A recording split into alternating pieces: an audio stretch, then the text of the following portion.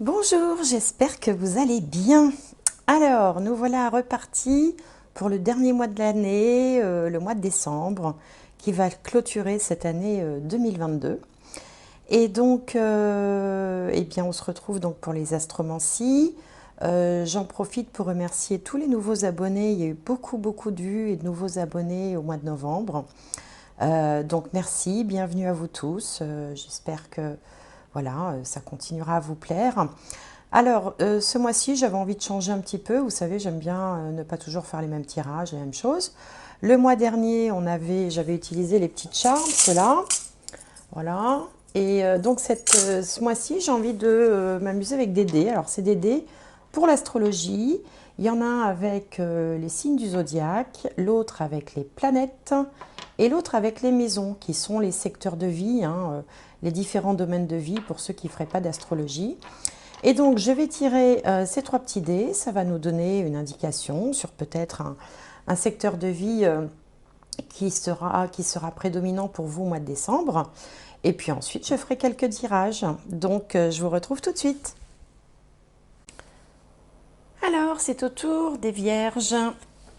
Bienvenue aux personnes du signe de la Vierge, ascendant Vierge, lune en Vierge.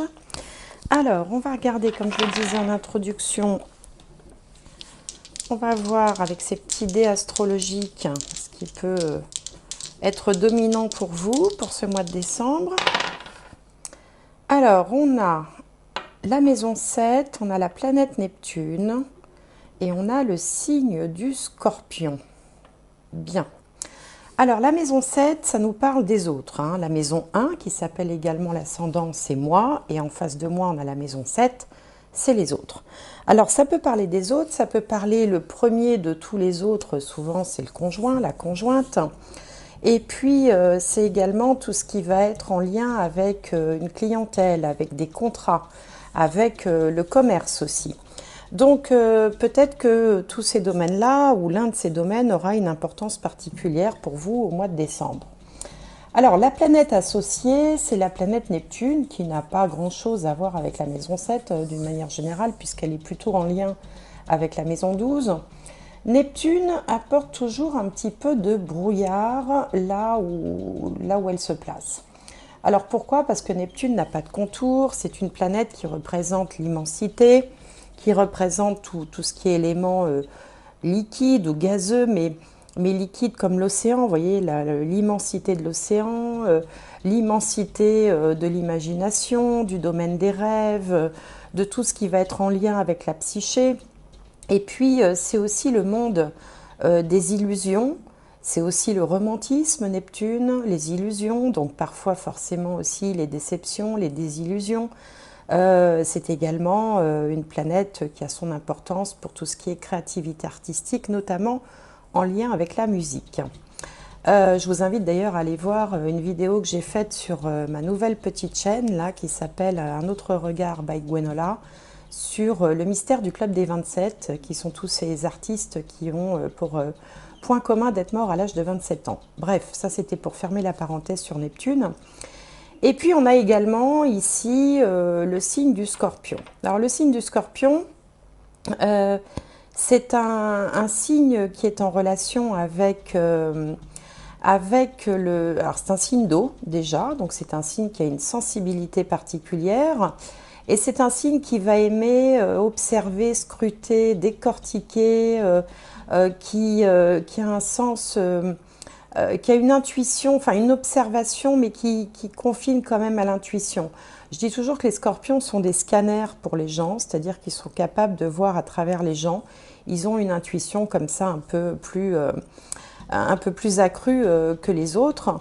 Et puis le scorpion, c'est aussi en lien avec le pouvoir, c'est en lien avec la sexualité, c'est en lien également avec l'argent aussi parfois. Donc là, alors que dire avec ces 3D? Ce qu'on peut dire, c'est que vous pouvez être par exemple dans une période un peu romantique, hein, ou avoir comme ça rencontré quelqu'un d'un petit peu romantique avec qui vous pourriez avoir éventuellement une aventure ou un début de relation. Ça peut également dire que dans votre entourage, les gens autour de vous peuvent vous sembler peut-être un petit peu plus flou. Vous voyez, on arrive moins à cerner, hein. Il y a quelque chose comme ça qui n'est pas très clair, qui est un petit peu nébuleux. Peut-être que vous sentez aussi que dans un contrat, qui peut être un contrat de travail, il peut y avoir comme ça quelque chose qui arrive, mais dont vous avez du mal. Vous ressentez que quelque chose se passe, mais vous avez du mal à cerner exactement ce qu'il se passe. Ça me fait penser par exemple aux entreprises qui préparent un plan social ou qui préparent un changement important. On ferme un service, on en ouvre un autre, on fusionne. Neptune, c'est la fusion aussi, hein. La fusion, et donc vous sentez qu'il y a des choses qui se trament, mais ça n'a pas encore été officiellement annoncé. Bon, dans une relation sentimentale, on peut être aussi dans une relation plus romantique, plus fusionnelle, hein. Ça peut être aussi la fusion avec son partenaire. Voilà, bon, voilà ce qui me vient pour le moment. Alors, on va tirer évidemment quelques cartes pour essayer d'y voir plus clair. On va commencer par 2 cartes de guidance pour les vierges. Alors, on va regarder pour les vierges de quoi il s'agit.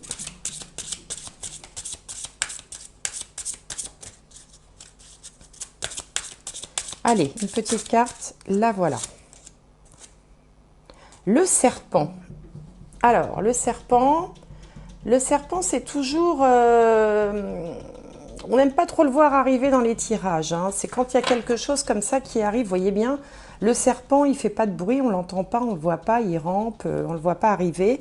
Un petit peu comme la planète Neptune. Donc peut-être que vous avez une intuition, peut-être qu'il y a quelque chose qui se trame, en lien, alors je vous dis, soit avec un contrat de travail, par exemple, hein, ou une clientèle, ou un partenaire. Voilà, vous avez peut-être raison d'avoir une certaine méfiance. Alors, on va tirer une carte du tarot pour en savoir plus, parce que là, comme ça ne suffit pas. Voir un petit peu ce qui arrive à pas feutrer. Mais de toute façon, c'est quelque chose très certainement que vous sentez venir, parce que avec ce signe du Scorpion, ici, il y a également une certaine méfiance de votre part. Je pense que vous sentez quelque chose arriver et vous vous méfiez, vous avez une intuition comme ça que quelque chose n'est pas clair. Alors, on va essayer justement d'en savoir plus. Alors, il me faudrait une carte. Là, il y en a 2. Tiens, celle-là. Hop. Alors, pourquoi je prends celle-là plutôt que les 2 qui sont tombées? Ben, tout simplement parce que je ne les sentais pas. Voilà, c'est un peu comme ça que ça marche aussi. Alors, le 5 d'air. Un choix peu judicieux. Tâchez de tirer des leçons de cette situation. Analysez les motifs de chacun. Donc, il y a bien pour vous, les vierges, en ce mois de décembre. Alors bon, bah, je suis navrée, hein, j'aurais préféré vous dire autre chose. Quelque chose qu'il va falloir éclaircir. Il va falloir tirer au clair une situation. Donc, on va regarder en 5 cartes ce que dit le Béline. Alors bon, parfois, les guidances sont très optimistes, très positives. Et puis parfois, ça vient aussi pour donner plutôt des conseils, des avertissements, justement éviter les embûches, hein. C'est aussi à ça que ça sert.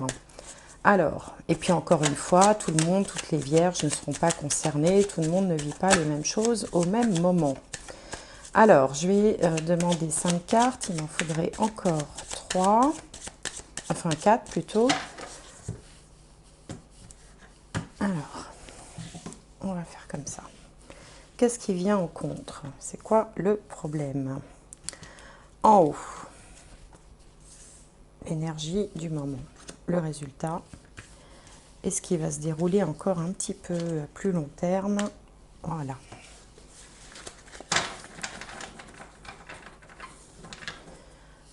Alors, on a ici les pourparlers, la paix, mais la paix est en contre. La stérilité, l'accident et la grâce. Alors, heureusement, on a la grâce en finalité. C'est-à-dire que là, c'est un peu comme si on frôlait la catastrophe, mais que finalement, la grâce vient vous protéger. La grâce, c'est la meilleure carte du jeu de Béline avec la carte bleue. Elle est même plus puissante. Bien que ce soit une carte de Saturne, c'est comme une intervention divine. Vous voyez cet aigle-là qui tombe à pic dans un triangle venant du ciel, c'est comme une intervention divine. Appelez ça comme vous voulez, un coup de chance magistral, quelque chose qui vous permet d'échapper à une situation.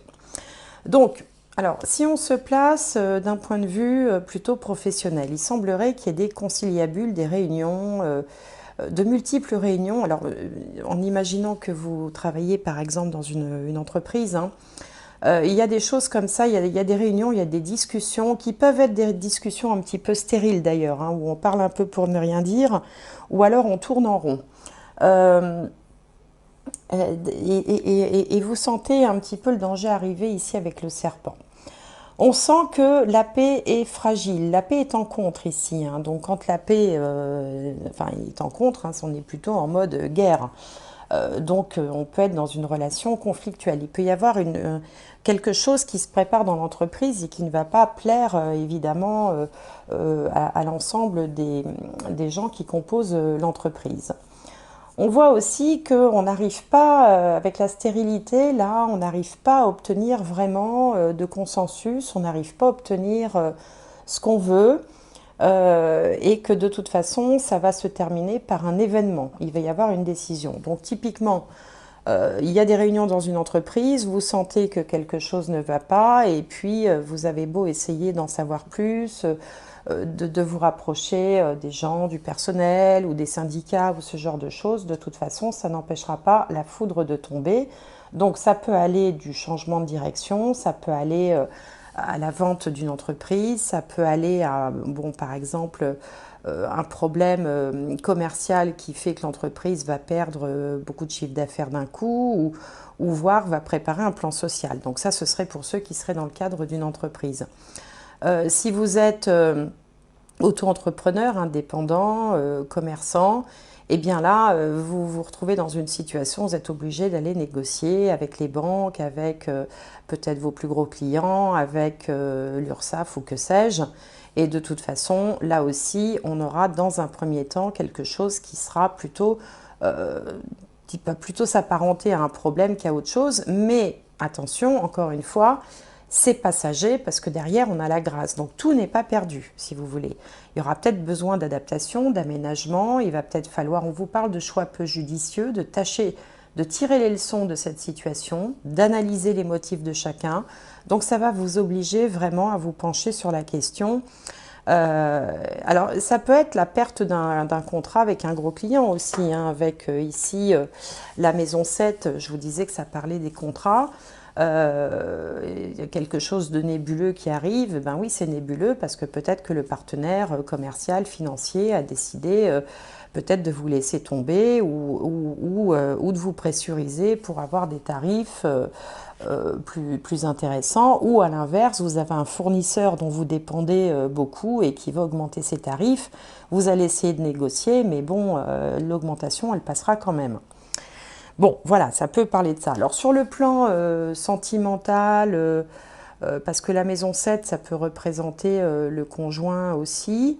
Bon, là, je le ressens moins comme ça, mais bon, effectivement, si c'est plutôt la vie sentimentale qui vous préoccupe, si vous êtes dans une relation de couple, on peut être dans une période de tension, une période où, voilà, on a du mal à communiquer, on est plutôt dans des disputes, des conflits, mais là aussi, encore une fois, la grâce va intervenir, il y aura peut-être une solution pacifique qui va être trouvée. Bon, alors écoutez, on va continuer, on va recouvrir avec le tarot pour essayer de, voilà, toujours d'en savoir un petit peu plus. Alors, que va nous dire le tarot? Alors bon, comme d'habitude, hein, allez voir aussi votre signe ascendant, signe solaire, signe lunaire pour essayer de vous faire votre propre petite synthèse. Ce sont des guidances qui sont très générales et qui forcément ne peuvent pas parler à tout le monde, hein, c'est normal. Et puis bon, faut pas non plus que ça vous angoisse, hein, parce que si ça vous angoisse, c'est pas le but de cette chaîne. Donc hop, vous arrêtez la vidéo, vous allez faire autre chose, c'est pas grave, je vous en voudrais pas. Mais bon, tous les tirages ne peuvent pas être toujours très positifs, youpla boum, malheureusement.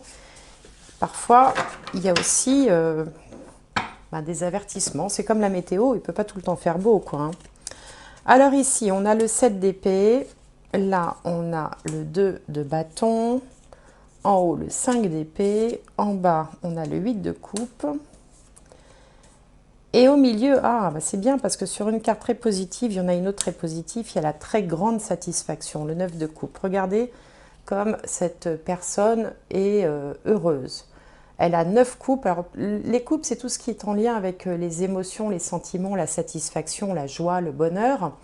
En plus, elle a en dessous d'elle un coffre rempli de pièces d'or et de choses précieuses, de pierres précieuses. Il y a beaucoup de lumière, c'est une très belle carte, le 9 de coupe, c'est quelque chose qui se termine bien. Mais avant que ça se termine bien, il y a un petit peu de grabuge quand même. Alors ici, avec le 7 d'épée, là, sur les réunions, les pourparlers, alors, plusieurs interprétations. Vous voyez, là, le personnage, il part, en essayant de se cacher, il a une cagoule. Donc, soit vous êtes dans une profession, une dynamique où il y a pu y avoir des malversations, par exemple, c'est possible, hein, parce que le 7 d'épée, c'est un peu le cambrioleur aussi. Il peut y avoir des malversations. S'il n'y a pas de malversation, on peut avoir envie, ou vous pouvez avoir envie, vous pouvez en avoir vraiment marre, et avoir envie finalement de partir, hein, de vous échapper de cette atmosphère qui devient difficilement tenable. Il y a un côté, je vais partir en douce, je vais m'éclipser, parce que je n'en peux plus, parce que peut-être il y a trop de tension, il y a trop de, vous savez, des ordres et des contre-ordres, enfin plus rien n'a de sens, vous avez l'impression d'être vous ne comprenez rien à l'objectif ou à ce qu'on veut, ce qu'on attend de vous. Malheureusement, ça arrive pas mal dans les entreprises où des fois on se dit mais qu'est-ce que je fais là finalement, qu'est-ce qu'on attend de moi. On a des ordres, enfin des directives qui sont annulées par d'autres directives, enfin bon. On sent ici que c'est pas clair. Vous êtes dans un environnement où vous vous dites il n'y a rien de clair, je comprends plus rien, j'ai envie de partir. D'ailleurs, vous avez envie de partir, on le voit ici, parce qu'avec le 2 d'épée, le 2 de bâton, pardon, on a quelqu'un qui regarde l'horizon, qui a une map monde à ses pieds, un petit camping-car, et qui a bien envie d'aller voir ailleurs si l'herbe est plus verte, mais qui est quand même aux prises avec des hésitations. Le 2, il y a toujours une histoire de choix, il faut prendre une décision. Et là, on a un petit peu de mal à se décider. D'un côté, on a très envie de partir, et puis de l'autre, on se dit, bah oui, mais finalement, pour aller où? Tout ça, ça donne une prise de tête, hein, 5 d'épée, prise de tête. Hein, regardez la posture du personnage, hein, et on dirait qu'il a mal à la tête, et il n'arrive plus à prendre de décision, et c'est vraiment ce qu'on appelle la prise de tête. Et puis de toute façon, il arriverait qu'à des choses stériles, ici avec la carte de la stérilité, c'est pas en raisonnant en réalité que vous allez vous en sortir, parce que on n'est pas dans finalement, on n'est pas tellement dans comment je pourrais dire ça, enfin, le raisonnement ne mènera à rien. Je pense qu'il faut plus se reposer sur son intuition, ici le 8 de coupe, où finalement on décide de partir. Il y a un petit peu de nostalgie, mais vous voyez, elle part cette personne-là, un peu à l'aventure. Elle laisse quelque chose de précieux derrière elle. Elle se dit, bon, tant pis, allez, je tente le coup, je vais voir. Donc il y a quand même cette idée de quitter quelque chose. Hein. Alors bon, ça peut être la négociation d'une rupture conventionnelle, hein, par exemple. Ça peut être le fait de laisser tomber quelque chose, hein, qu'il s'agisse d'une activité, d'un emploi, éventuellement de quelqu'un aussi. Mais bon, on n'a pas trop de cartes sentimentales là. On est plus dans des histoires de projets, de professions, d'activités, Alors ça peut être aussi une association, vous faites partie d'une association, vous ne vous sentez plus du tout en harmonie avec ce qui se passe, vous ne voyez pas les développements de la même façon, vous ne voyez pas les choses de la même façon, vous en avez marre, vous ne comprenez plus rien, vous avez envie de partir, vous hésitez, vous ne savez pas, vous prenez la tête et finalement vous allez quand même voir un petit peu ailleurs, un peu à regret, un peu avec le cœur gros, mais on a envie quand même de partir. Et alors, au bout du compte, très grand soulagement, très grande satisfaction. Qu'est-ce qui va se passer entre le moment où je décide de partir et ce vers quoi je vais? Je ne sais pas, il manquerait des cartes en fait là entre les deux. Mais ce qu'on nous dit, c'est qu'un peu plus loin, en fait, finalement, ce sera une bonne chose, hein. Quelque chose qui se présente un peu comme une catastrophe aura une fin heureuse. Alors comment alors c'est là que, bon, après il faudrait voir dans les thèmes de chacun ce qui se passe. Mais en fait, ces cartes-là sont là aussi pour pas vous démoraliser outre mesure, parce qu'elles sont très très positives.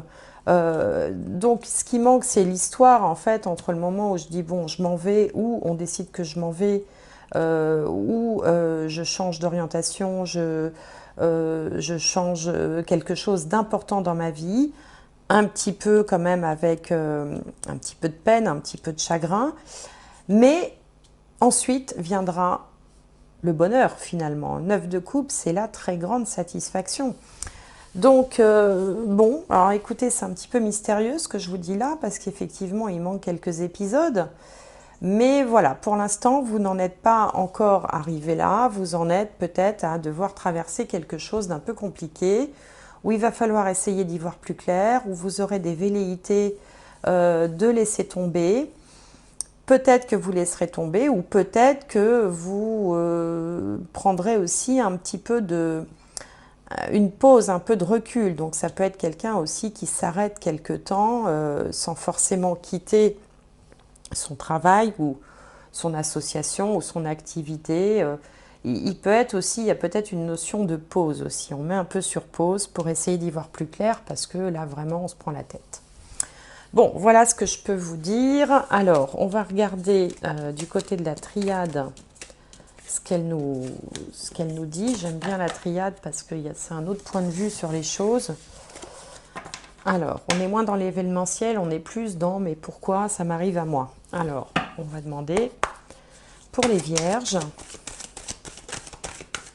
qu'est-ce que les vierges sont en train de traverser en ce moment? Qu'est-ce qui se passe? Alors, voilà, on a la foudre, un événement, quelque chose qui se produit.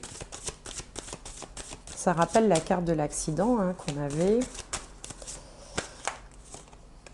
Et puis, une troisième carte. Avec les deux qui sont sortis, l'élévation et la science.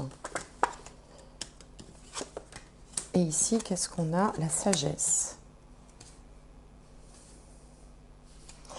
Alors là, on est sur une épreuve ou un événement, un incident qui va vraiment vous faire réfléchir, mais qui va aussi vous faire évoluer. Et évoluer vraiment d'une façon importante avec la science à côté. La science, ça représente la connaissance, ça représente l'astrologie, la médecine, enfin tout ce qui nécessite quand même un certain... enfin, ouais, il y a derrière cette connaissance, il y a de la technique, si vous voulez, il y a de l'apprentissage. C'est pas simplement une connaissance comme ça, diffuse, qui vient du ciel, il y a aussi de la technique. Donc, moi, ça me fait vraiment penser à une période de vie où, voilà, il y a un truc à traverser, il y a une embûche, il y a une contrariété, il y a un événement qui n'était pas prévu, un grain de sable dans le rouage. Ça va vous permettre vraiment de vous poser et de réfléchir et d'analyser, c'est ce qu'on vous disait d'ailleurs, hein, analyser les motifs de chacun pour en tirer les leçons, et vous allez très vite tirer les leçons et grandir. Vous voyez, c'est toujours dans les épreuves hein, finalement que l'on grandit. Hein. Il y a bien un proverbe qui dit « tout ce qui ne me tue pas me rend plus fort ». Bah là, on est un petit peu dans cet esprit-là. Bon. Alors écoutez, hein, ce qu'on peut dire aussi, c'est qu'après la pluie vient le beau temps, ça c'est toujours comme ça. Pour l'instant, vous en êtes là, il ne faut pas non plus, il faut prendre les choses une par une, l'une après l'autre, pour pouvoir arriver à cet état où vous aurez intégré, appris, mûri, grandi, franchi un cap dans votre vie terrestre, dans ce que vous êtes venu vivre sur Terre. Ça fait sûrement partie de votre plan personnel, hein, même si, eh bien évidemment, parfois on s'en passerait, hein, vous voudriez peut-être être déjà arrivé à la suite de l'histoire. Mais la suite de l'histoire, dans le tableau précédent, vous disait qu'il était question d'une grande satisfaction et puis d'une grâce venue, d'une protection un peu divine, un petit peu venue d'ailleurs. Alors, je vais tirer une dernière carte. Allez, pour les vierges. Hop. Mais là, il y en a deux encore. Dernière carte pour les vierges. Allez, quel message pour les vierges? Alors, la voilà.